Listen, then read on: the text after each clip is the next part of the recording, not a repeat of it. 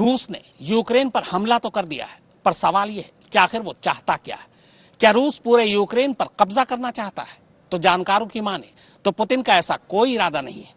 Putin दरअसल इस हमले के बाद यूक्रेन की सरकार को गिराकर वहां ऐसी सरकार लाना चाहते हैं जो रूस की हां में हां मिलाए। अमेरिका बड़ी कश्मकश में है। वो रूस से लड़ेगा तो चीन मजबूत हो जाएगा, चीन से लड़ेगा तो रूस मजबूत हो जाएगा। एक ही वक्त में दोनों से लड़ने की अमेरिका की मौजूदा वक्त में फिलहाल हैसियत नहीं है। तो क्या अमेरिका रूसी राष्ट्रपति व्लादिमीर पुतिन के सामने झुक जाएगा, या चीन को दबाने के लिए अमेरिका को रूस के साथ समझौता करना पड़ेगा? यूं भी देखे तो हथियारों के लिहाज से रूस से लड़ पाने की हैसियत यूक्रेन के पास नहीं है। बिना अमेरिका या नाटो सेना के ये नामुमकिन है। लेकिन अमेरिका अपने अलग ही गुणाभाग में लगा हुआ है और नेटो देश समझ रहे हैं कि मौजूदा वक्त में पुतिन से पंगा लेने का मतलब है कि वो यूरोपियन यूनियन में दरार डालकर उसे तहस नहस कर सकते हैं। कुल मिलाकर अमेरिका और नेटो देश के लिए इधर कुआं और उधर खाई टाइप का मसला है। लेकिन सवाल ये है कि क्या सच में पुतिन इतने ताकतवर है कि वो मौजूदा वक्त में अमेरिका और नेटो सेना के लिए मुश्किल पैदा कर सकते हैं?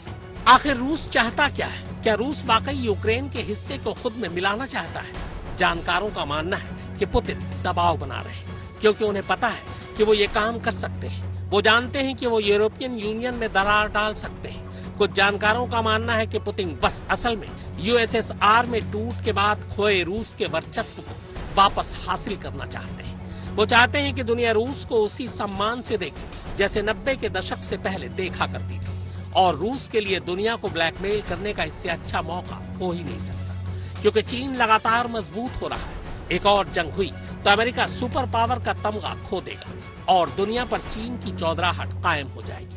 इसलिए बहुत मुमकिन है कि नेटो देश और खुद अमेरिका कोई बीच का रास्ता निकालकर पुतिन को बाइज्जत किसी समझौते के लिए मना ले, ताकि चीन को इससे दूर रखा जा सके।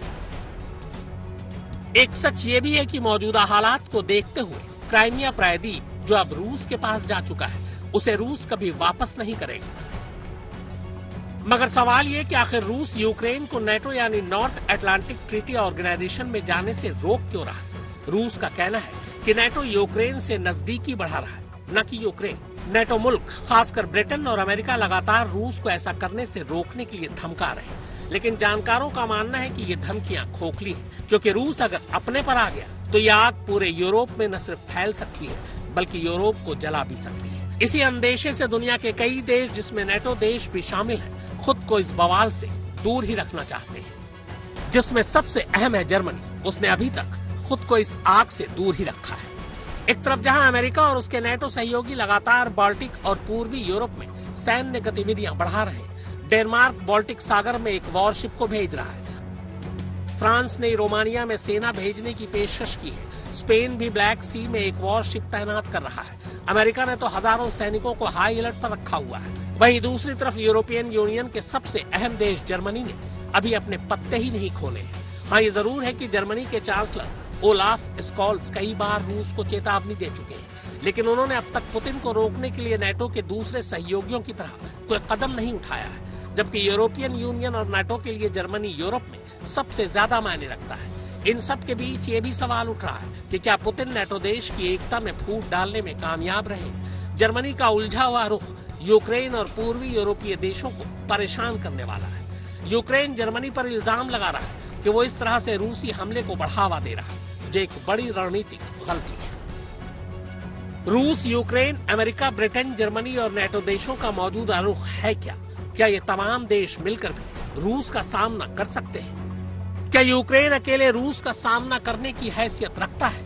ये जानने से पहले दुनिया के बाकी देशों का यूक्रेन के मसले पर क्या रुख है, ये जानना भी जरूरी है। इसमें सबसे अहम है चीन का रुख, जो रूस के साथ खुलकर हो या ना हो, लेकिन वो अमेरिका के खिलाफ जरूर खुलकर दुश्मनी निभाता है। जर्मनी रूस के लिए नर्म रुख रखता है, क्योंकि दोनों के 1000 साल पुराने रिश्ते हैं। रूस की महारानी कैथरीन जर्मनी से ही थी। इसके अलावा पूर्वी जर्मनी पहले सोवियत संघ का ही हिस्सा हुआ करता था।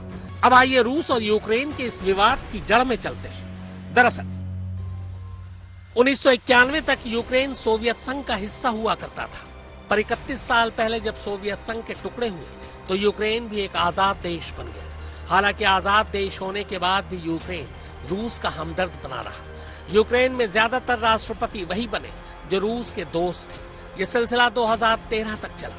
नवंबर 2013 में यूक्रेन में राष्ट्रपति विक्टर यानुकोविच के खिलाफ लोगों का गुस्सा फूट पड़ा। यूक्रेन की राजधानी कीव में तत्कालीन राष्ट्रपति का विरोध शुरू हो गया। विक्टर को रूस का समर्थन था, जबकि अमेरिका ब्रिटेन प्रदर्शनकारियों का समर्थन कर रहे थे। फरवरी 2014 में विक्टर को देश छोड़कर भागना पड़ा। अब यूक्रेन में पहली बार रूस विरोधी सरकार आ गई थी।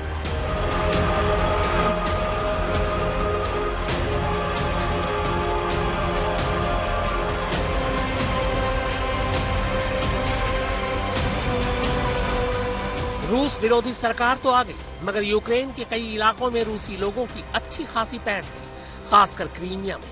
क्रीमिया के लोगों ने यूक्रेन का विरोध और रूस का समर्थन करना शुरू कर दिया। इसका फायदा रूस को मिला। विरोधियों की मदद से रूस ने 2014 में क्रीमिया पर हमला कर क्रीमिया पर पूरी तरह से कब्जा कर लिया। बस तभी से दोनों देशों में तनाव बना हुआ है।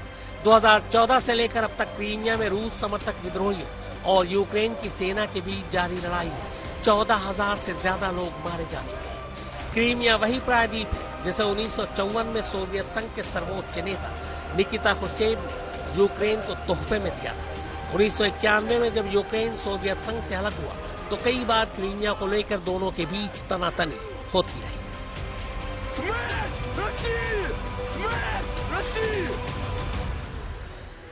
मगर इस बार की सारी तनातनी यूक्रेन की यूरोप और अमेरिका के साथ बढ़ती नजदीकियां और अमेरिका की अगुवाई वाली 30 देशों के नेटो संगठन का सदस्य बनने की कोशिश की वजह से। दरअसल बेलारूस और यूक्रेन को छोड़कर रूस की सरहद से लगे ज्यादातर देश नेटो के सदस्य हैं। यूक्रेन की तो 2295 किलोमीटर लंबी सीमा रूस से लगती है। अब अगर ऐसे में यूक्रेन नाटो में शामिल हो जाता है तो इसका सीधा मतलब ये होगा कि रूस की सरहद तक अमेरिकी फौजें पहुंच जाएंगी। रूस चाहता है कि यूक्रेन यूरोपीय संघ के साथ कोई रिश्ता न रखे। 2014 के बाद से ही यूक्रेन अमेरिका के नेतृत्व वाले सैन्य संगठन नेटो का सदस्य बनना चाहता है और रूस को ये गवारा नहीं। रूस नहीं चाहता कि उसकी सीमा तक नेटो की पहुंच हो। रूस इस बात से भी नाराज है कि यूक्रेन के कारण अमेरिकी सेना और बाकी दुश्मन देश उसकी सीमा तक पहुंच रहे हैं। पिछले कई सालों से अमेरिकी सेना के अधिकारी लगातार यूक्रेन का दौरा कर रहे हैं। कई बार तो अमेरिकी सैनिकों को यूक्रेन और रूस की सीमा पर भी देखा गया है। रूस इसे बहुत बड़े खतरे के तौर पर देख रहा है। यूक्रेन ने रूस से हिफाजत के नाम पर अमेरिका से काफी मात्रा में हथियार भी खरीदे हैं।